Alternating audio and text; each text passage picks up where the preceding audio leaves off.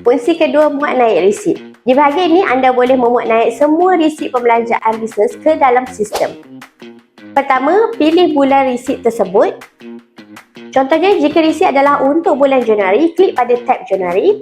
Selepas itu, klik pada ruangan muat naik atau anda juga boleh seret dan lepaskan fail terus ke dalam kotak yang disediakan. Sistem menerima beberapa format fail seperti PDF, JPG, JPEG dan juga PNG. Selepas memuat naik, semua resit akan dipaparkan dalam senarai seperti ini.